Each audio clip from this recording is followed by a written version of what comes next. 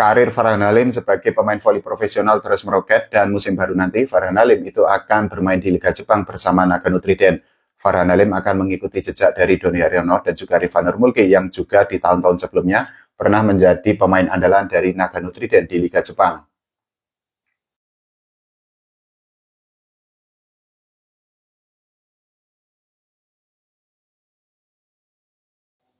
Oke teman-teman, ketemu lagi, kita ngobrol santai-santai lagi lah ya tentang voli Indonesia, tapi kita tidak akan membahas tentang timnas Indonesia yang akan tampil di Civic tahun 2025 dan juga di kejuaraan dunia tahun 2025 ini. Kita juga tidak akan membahas tentang Megawati Amisti Pertiwi karena di konten sebelumnya saya kan sudah cukup sering membahas tentang Megatron. Kita akan bergeser ke pemain yang oke banget, keren banget, Farhan Halim yang akan tampil di Liga Jepang pada musim baru nanti. Ini merupakan pengalaman yang sangat berharga, ini merupakan kesempatan yang sangat oke, dan yang tidak kalah penting adalah bagi Farhan Halim bisa bermain di Liga Jepang ini merupakan peningkatan karir yang sangat luar biasa karena ini adalah debut perdana, ini adalah kesempatan pertama bagi Farhan Halim untuk mencicipi ketatnya persaingan di Liga Jepang.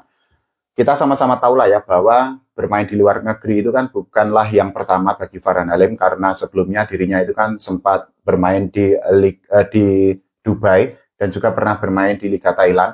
Tapi sekali lagi untuk bermain di Liga Jepang ini merupakan sebuah pengalaman yang baru bagi Farhan Halim. Farhan Halim sendiri itu mengikuti jejak dari Doni Haryono dan juga dari Rifan Nurmulki yang juga pernah menjadi pemain andalan dari Nagano Triden di tahun-tahun sebelumnya. Ini sekaligus menjadi penegas bahwa sebenarnya kemampuan para pemain voli Indonesia itu nggak kaleng-kaleng dan tentu saja kalau mereka dikelola dengan sangat baik dan juga PBVSI ini membuat roadmap yang sangat bagus, tentu saja akan semakin banyak pemain voli Indonesia yang akan tampil di luar negeri, di liga-liga yang levelnya itu level top. Setelah Farhan Halim itu resmi bergabung dengan Nagano Triden, setidaknya menurut saya pribadi ada dua pertanyaan tentang karir Farhan Halim sendiri. Yang pertama adalah, apakah Farhan Halim itu akan bermain di posisi idealnya sebagai outset hitter? Sedangkan yang kedua, apakah Farhan Halim itu nanti bisa untuk meningkatkan performa dari Nagano Triden?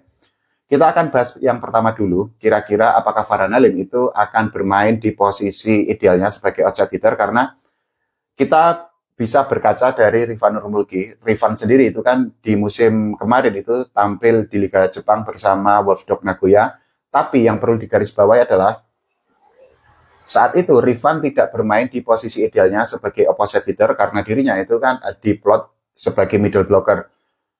Ini ya bagi Rifan ini merupakan sebuah pilihan yang mau tidak mau, suka tidak suka harus diterima oleh dirinya karena di musim kemarin itu kan Wolfsdog Nagoya itu memiliki Nimir Abdel Aziz.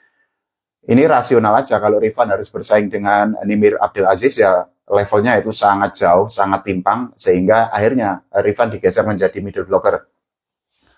Meskipun berposisi sebagai middle blocker, tapi ternyata Rifan itu kan kemarin penampilannya sangat oke, statistiknya itu juga sangat keren.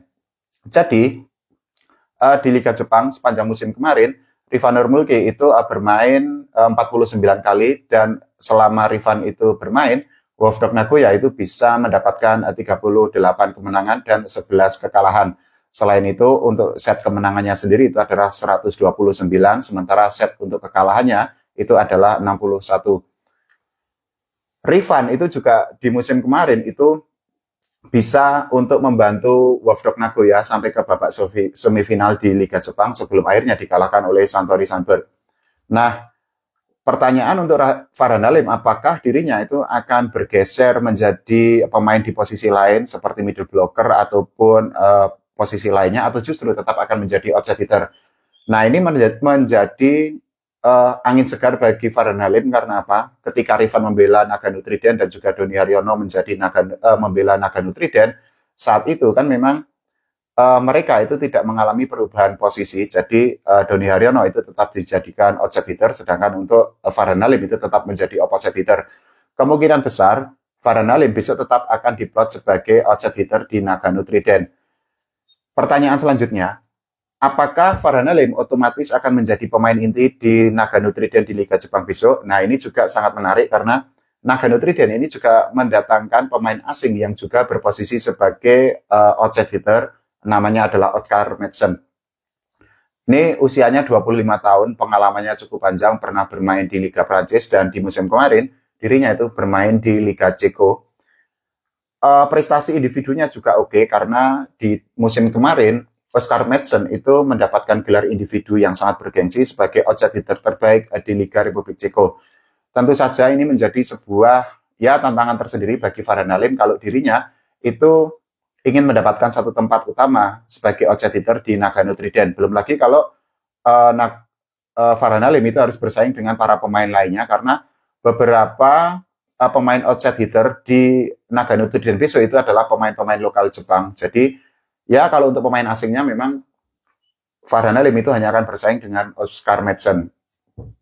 Tapi yang perlu digarisbawahi adalah gini bahwa Nagano Trident itu bukanlah tim papan atas di Liga Jepang. Ini adalah tim papan bawah dan prestasi pada musim lalu dari Nagano Trident itu kan juga tidak menggembirakan dan ini tentu saja menjadi sebuah tantangan tersendiri. Sekaligus ini adalah jawaban dari pertanyaan nomor kedua tadi. Apakah Farhan Halim bisa untuk mengangkat performa Nagano Trident di Liga Jepang pada musim baru nanti? Kalau kita berkaca dari pencapaian Nagano Trident di Liga Jepang pada musim kemarin itu sekali lagi memang sangat tidak menggembirakan karena di klasemen akhir di musim reguler saat itu Nagano Trident itu berada di posisi ke-9. Jadi dari semua pertandingan yang dijalani oleh Nagano Trident saat itu memang Nagano Trident itu hanya bisa untuk memetik 10 kemenangan dan mereka menelan 34 kekalahan. Kalau kita bandingkan dengan catatan tim lain, nggak usah jauh-jauh Osaka Bluetheon ataupun Santori Sunbird dengan Wolfsburg Nagoya sendiri, ya timpangnya sangat jauh, gapnya sangat jauh karena di musim reguler saja saat itu Rifa Nurmulki, Nimir Abdul Aziz, Tina Urnaud dan kawan-kawan itu finish di posisi ketiga setelah saat itu mereka berhasil mendapatkan 35 kemenangan dan hanya mendapatkan atau menelan 9 kekalahan saja. Tidak mudah bagi Farhan Halim untuk mengangkat performa dari Nagano Trident yang memang ya sekali lagi pada musim lalu aja kan performa dari Nagano Trident itu sangat tidak mengembirakan. Meskipun demikian, ini justru mungkin bisa menjadi sebuah motivasi tersendiri, bisa menjadi pelecut semangat dari Farhan Halim untuk membuktikan bahwa keputusan dari Nagano Trident untuk mengontrak dirinya itu tidak salah, dengan catatan nanti Farhan Halim itu kan bisa untuk mengangkat performa atau level dari Nagano Trident sendiri. Liga Jepang itu kan akan dimulai di Oktober besok tuh. Nah, Farhan Halim, kemudian teman-temannya di Nagano Trident itu akan memulai pertandingan pertama pada tanggal 25 Oktober melawan Osaka Blazer.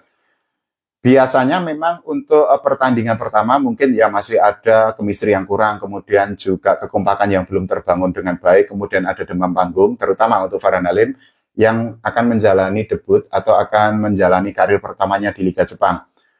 Kalau Farhan Halim itu bisa bermain lepas, bisa jadi dirinya menjadi senjata andalan bagi Nagano Trident untuk ya menggempur pertahanan-pertahanan lawan. Tapi kalau ternyata ada demam panggung, kemudian ada nervous, ya itu tentu saja bisa untuk mengganggu penampilan Farhan Halim di tengah lapangan. Tapi kita Volley-mania, fans volley Indonesia tentu saja sangat berharap agar Farhan Halim itu besok bisa tampil lepas seperti biasanya, baik ketika dirinya itu membela Jakarta Bayangkara Presisi saat menjuarai Proliga 2025, atau ketika Farhan Halim itu membela timnas Indonesia, termasuk ketika membantu timnas Indonesia menjadi juara di leg kedua atau putaran kedua SIF League tahun 2025 besok. Apapun itu, bagaimana hasilnya ya pokoknya Farhan Halim keren. Ini sekaligus menjadi bukti sekali lagi bahwa sebenarnya pemain voli Indonesia ini kan sangat potensial, talentanya sangat banyak. Asalkan kalau nanti PBVSI itu memiliki roadmap yang baik, memiliki kinerja yang jauh lebih baik, saya kok meyakini bahwa akan semakin banyak pemain voli Indonesia yang besok bisa tampil di luar negeri. Buat Farhan Halim sukses ya. Semoga karirnya lancar, semoga bisa untuk membantu Nagano Trident mendapatkan hasil terbaik. Kalau menurut teman-teman semua bagaimana? Silahkan tulis di kolom komentar. Jangan lupa ya doakan Farhan Halim agar bisa mendapatkan prestasi terbaik dan juga Rifa Nurmulki yang kemungkinan akan tetap tampil di Liga Jepang besok. Oke, terima kasih. Sampai jumpa.